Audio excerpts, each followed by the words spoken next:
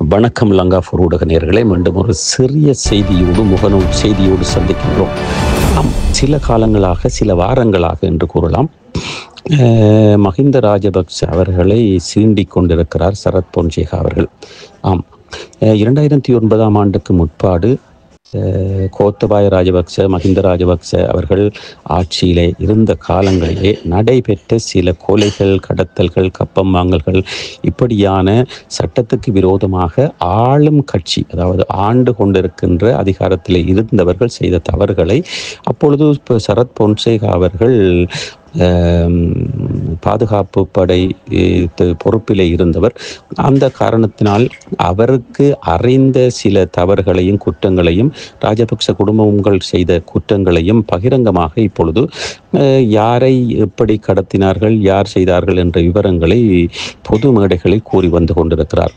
அந்த வகையிலே இப்பொழுது இருக்கின்ற காலகட்டத்திலே அனுரா அப்படியான குற்றவாளிகளை தண்டித்து கொண்டு வருகிறார். அதே வேளைகளே எங்கே இருக்கிறார்கள் என்பதை தேடிக்கொண்டு வருகிறார்கள்.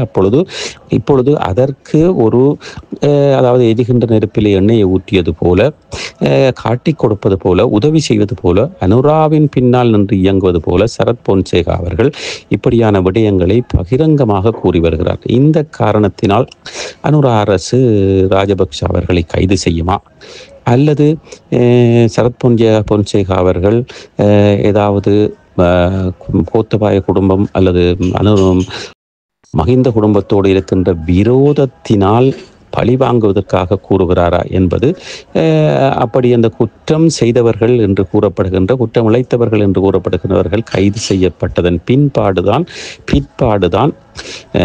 நாங்கள் அதற்கான முடிவுக்கு வரலாம். இருந்தாலும் கூட பகிரங்கமாக சரத் பொன்சேகா அவர்கள் கூறுகிறார் என்றால், அவருக்கு தவறாக கூறி தவறான ஒரு குற்றத்தை, ஒரு பழியை மஹிந்த குடும்பத்தின் மீது சுமத்தினால் நிச்சயமாக சரத் பொன்சேகா அவர்கள் பாதிக்கப்படுவார், தண்டிக்கப்படுவார் என்பது முழுமையாக அனைவரும் தெரிந்த விடயம். இருந்தாலும் கூட அவர் பகிரங்கமாக கூறுகிறார் என்றால் அதில் ஏதோ ஒரு உண்மை மறைந்திருக்கின்றது என்று நாங்கள் கருதுகின்றோம். அந்த வகையிலே நாங்கள் பொறுத்திருந்து பார்ப்போம். இதற்கான சாட்சியை சரத் பொன்சேகா அவர்கள் கூறுவாரா, கூறியதற்கான பதிலை கூறுவாரா?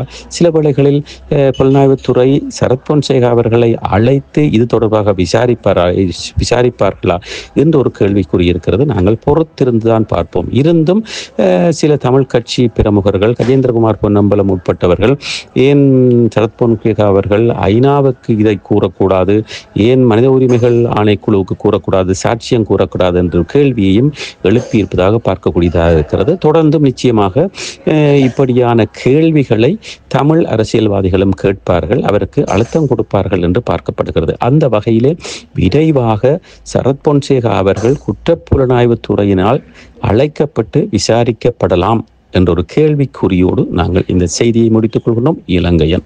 இச்செய்திகளுக்கு பிரதான அனுசரணை செல்வாசோக் இமோபிலியன், சுவிஸ் நாட்டில் முன்னணி நிறுவனம்.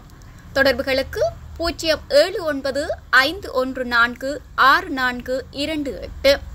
வீடு வாங்க, வீடு கட்ட, வீடு திருத்த மற்றும் வீட்டுக்கடன். Your future, our vision.